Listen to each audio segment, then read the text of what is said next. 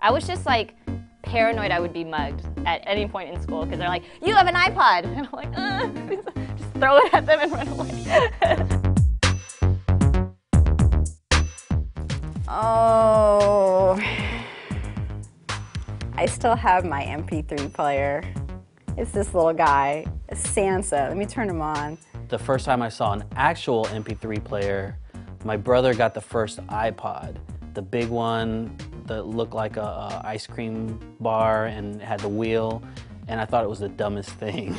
My first MP3 player was a 256 gig second gen iPod from my grandma. That's huge. And I had my name on it too. I remember my dad's colleague got an MP3 player and like gave it to me, and I could not figure out how to put a single song on it. Okay, so you're putting your music into your iTunes and then your iTunes into that. And I thought, like, you have all the CDs, why don't you just play the CDs and get a Discman? This was my first true MP3 player, if we don't count the Discman. This was my end of college gift from my parents. And they took me to Best Buy and they said, what MP3 player do you want? And I was like, I do not want an iPod. No.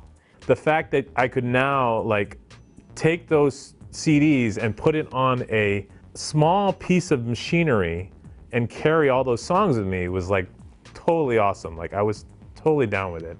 I am not about that big corporate entity that they have all of their DRM music and you gotta do it through iTunes. You have to do it through iTunes. I can't even say it right. I'm so angry at Apple. In fact, I think that was the first time Apple actually put something they made on a PC. And this big ad campaign hell froze over, we're putting iTunes on Windows computers, was that second iPod came out or whatever, and I thought that was cool. It had the Windows Media Player song that came with Windows Media Player, and that was the only song I could figure out how to put on the MP3 player. But I would still listen to it because I thought it was cool. Wow, I can't believe I still have it. And in really good condition, to the point where you can see how OCD I am. I kept the sticker on. When we were shooting this today, I ran and got this out of my car. So this has been in my car, in my glove compartment for 10 years.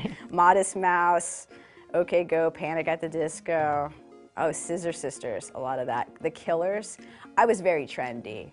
Well, I think there's a hard drive in here. I don't think it was a flash drive. And so that was a big problem because it was you could hear it overheating and My father did engrave it for me because he was worried it would get stolen, so he put my California driver's license on there. What? I was in high school, when iPods hit hard. I remember actually being more into it than seeing this guy in middle school who had a cell phone. And I was like, that's crazy, that's not gonna catch on. No one's gonna need to call their parents that much.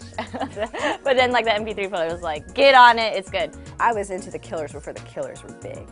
That's my only cool band I knew about before they were big. Yeah, it was great. It was great going through and cataloging and just sitting through and going the track time's correct. Is it the right album? Do I want to put related artists in here? I don't know. Oh man, the charger for them, so wonky and big though.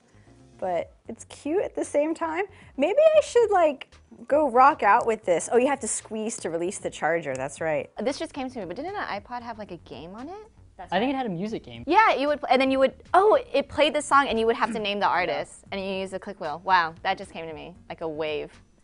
There was a scene from Straight Outta Mean Girls or something. I remember sitting in the quad in high school and 3 senior girls were just walking through the quad and all 3 of them had their iPods in and just walking in unison.